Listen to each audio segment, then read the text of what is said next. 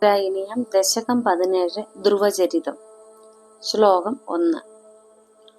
ഉത്താനപാദ നൃപതേർമനുനന്ദനസ്യ ജായാ ബഭൂവ സുരുചിർനിതരാമവിഷ്ട അന്യാ സുനീതിരിതി ഭർതൃരനാദൃദാസാ ത്വാമേവ നിത്യമഗതി ശരണം ഗതാഭൂത്.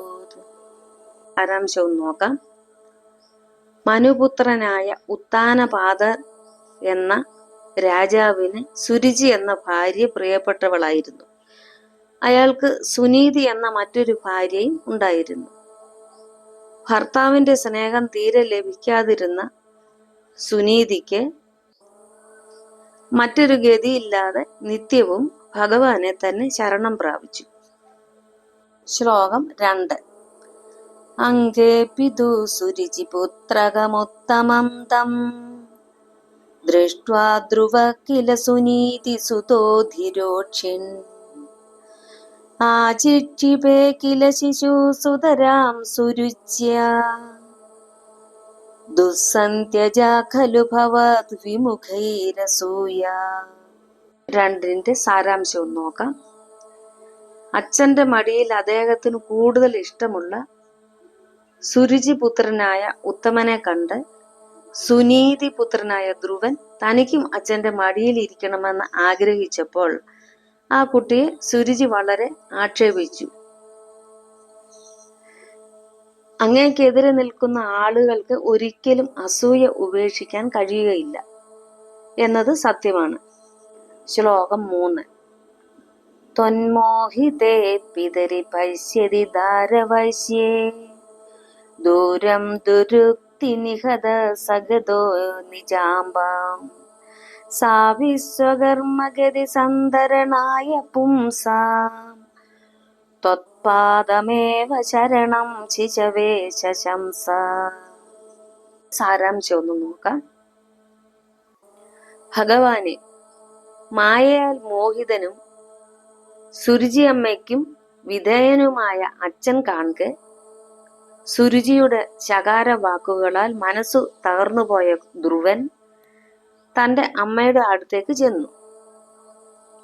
മനുഷ്യർക്ക് ദുഷ്കർമ്മഗതി നീങ്ങാൻ ഭഗവത് പാദമേ ശരണമുള്ളൂ എന്ന് അമ്മയും ധ്രുവനെ ഉപദേശിച്ചു. ശ്ലോകം 4.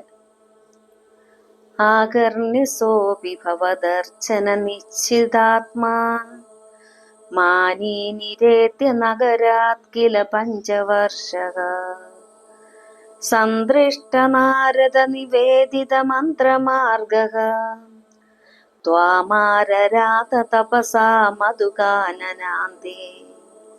സാരാംശം ഒന്ന് നോക്കാം. കേവലം 5 വയസ്സ് മാത്രം പ്രായമുള്ള ഒരു കൊച്ചു ബാലകനായ ധ്രുവൻ ആത്മാവിനെ കുറിച്ച് ബോധവാനായി തീർന്ന് അമ്മയുടെ വാക്കനുസരിച്ച് ഭഗവാനെ ആരാധിക്കാനായി നഗരത്തിന് വെളിയിലേക്ക് കടന്നു. വഴിയിൽ വെച്ച് നാരദൻ മന്ത്രദീക്ഷ നൽകിയതും സ്വീകരിച്ച് മധുവനത്തിൽ ചെന്ന് അതികഠിനമായ തപസ്സിൽ ഏർപ്പെട്ടു. ശ്ലോകം 5.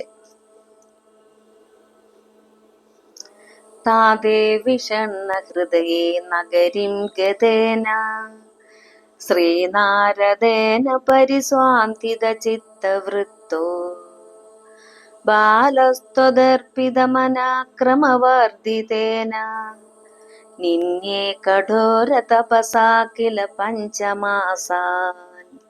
സാരാംശം നോക്കാം. ധ്രുവന്റെ അച്ഛൻ ഉത്താനപാദർ പുത്രവിരഹം കൊണ്ട് വളരെ ദുഃഖിതനായി തീർന്നു. നാരദൻ രാജധാനിയിലെത്തി അദ്ദേഹത്തെ ആശ്വസിപ്പിച്ചു. ബാലനായ ധ്രുവൻ അങ്ങയിൽ അർപ്പിച്ച മനസ്സോടുകൂടി ക്രമേണ വളർന്നുകൊണ്ടേയിരുന്ന കഠിനമായ തപസ്സോടുകൂടി 5 മാസം കഴിച്ചുകൂട്ടി.